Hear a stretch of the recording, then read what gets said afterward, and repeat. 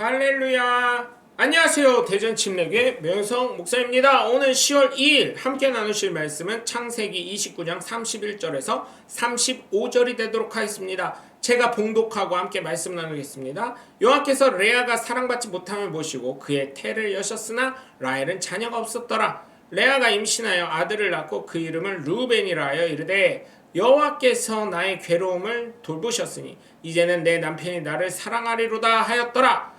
그가 다시 임신하여 아들을 낳고 이르되 여호와께서 내가 사랑받지 못함을 들으셨으므로 내게 이 아들도 주셨도다 하고 그의 이름을 시몬이라 했으며 그가 또 임신하여 아들을 낳고 이르되 내가 그에게 새 아들을 낳았으니 내 남편이 지금부터 나와 연합하리로다 하고 그의 이름을 레위라 했으며 그가 또 임신하여 아들을 낳고 이르되 내가 이제는 여호와를 찬송하리로다 하고 이로 말미암아 그가 그의 이름을 유다라 하였고 그의 출산이 멈췄더라.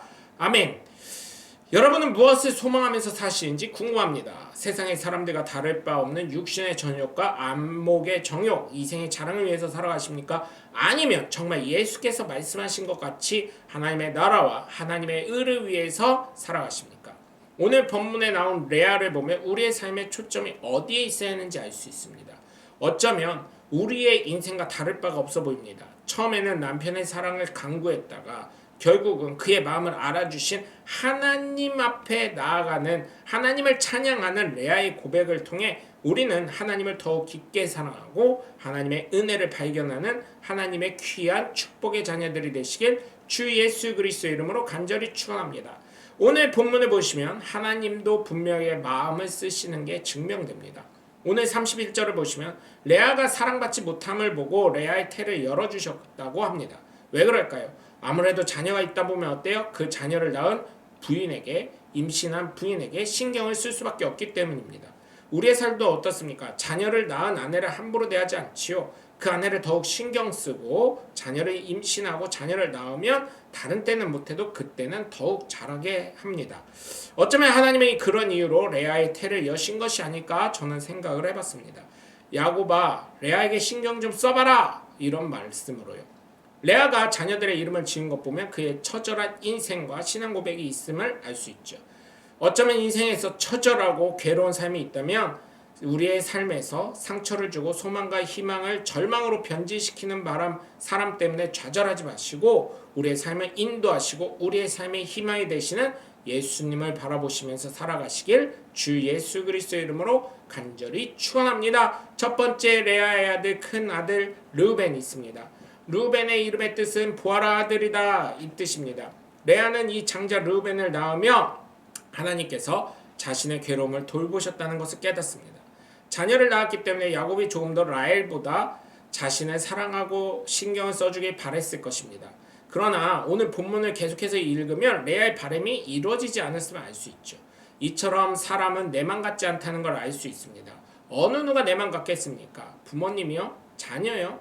그나마 부모님은 다른 사람보다 나은 경우가 많습니다. 안 그런 경우도 의외로 있지만요. 자녀가요? 자녀가 뭘 알아줍니까? 배우자가요? 절대로 그렇지 않습니다. 그나마 다른 사람보다 배우자는 훨씬 낫다는 것입니다.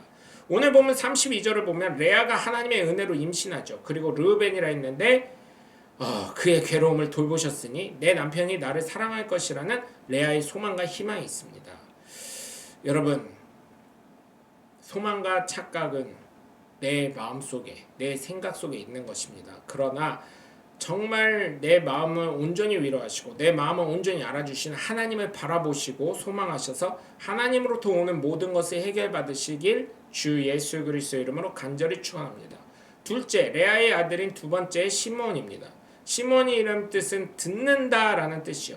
조금 더 말씀드리면 여호와께서 나의 괴로움을 들으셨다는 것입니다. 하나님이 레아의 삶에서 초점입니다. 하나님이 자신의 편임을 레아는 고백합니다. 저는 우리의 삶에서 레아와 같은 믿음이 이루어지길 주 예수 그리스도 이름으로 간절히 축원합니다. 하나님이 나의 괴로움을 들으셨다는 것을 다시 의역하면 어떤 뜻입니까? 하나님이 내 편이라는 것입니다. 저는 하나님이 우리의 편이 되시길 주 예수 그리스도 이름으로 간절히 축원합니다. 33절을 보시면 레아가 다시 임신하여 아들을 낳았더니 이는 하나님이 내가 사랑받지 못함을 들으셨다는 뜻입니다. 레아의 아픔을 하나님이 들으시고 그를 시몬을 주셔서 위로하신 것입니다. 우리의 삶에 괴로움이 있고 아픔이 있고 어려움이 있을 때 하나님께서 나의 편이 되심을 믿으시고 하나님의 위로하심을 받으시는 하나님의 귀한 자녀들 되시길 주 예수 그리스도의 이름으로 간절히 축원합니다. 세 번째, 레아의 세 번째 아들은 레위입니다. 레위의 뜻은 연합하다입니다. 애착을 갖다 뜻입니다. 이 말은 무엇입니까? 아들을 세 명이나 낳았으니 남편이 나에게 앞으로 애착을 갖게 해서 연합할 것이라는 것입니다. 레아는 다시금 절망해서 레이를 낳고 소망을 가집니다. 그리고 남편 야곱이 자기를 사랑하고 함께할 것을 소망합니다. 오늘 본문을 보시면 알 수가 있지만 결국 레아의 이 소망은 절망으로 다시 바뀌는 것을 볼 수 있습니다. 우리의 삶도 이렇죠. 날마다 희망이고 마지막이면서 희망은 걸지만 돌아오는 것은 절망과 괴로움일 때가 많지 않겠습니까?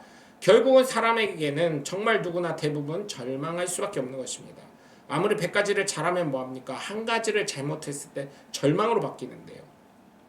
그렇기에 우리에게 절망을 주는 사람보다는 하나님을 의지하시길 주 예수 그리스도의 이름으로 간절히 축원합니다. 오늘 보면 34절을 보면 레이를 낳아서 레아는 소망을 가지죠. 내 남편 야곱이 지금부터는 나와 연합하길 바란다는 뜻입니다.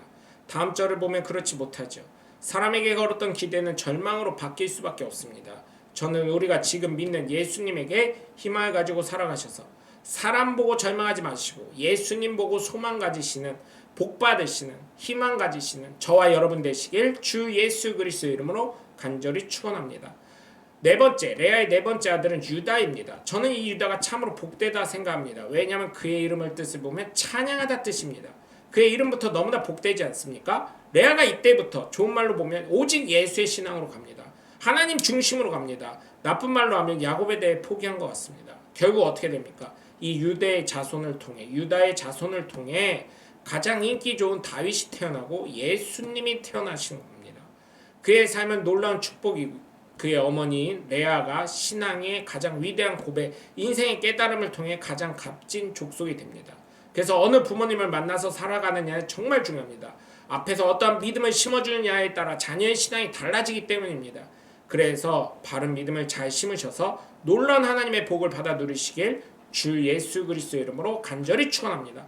오늘 본문 35절을 보시면 넷째 아들 유다를 낳고 그의 소망을 포기하게 하는 야곱이 아니라 자신의 괴로움을 아시고 자신의 편이 되시는 하나님께 시선을 돌립니다. 하나님을 찬송하리로다 라는 이름의 뜻을 유다에게 지어집니다.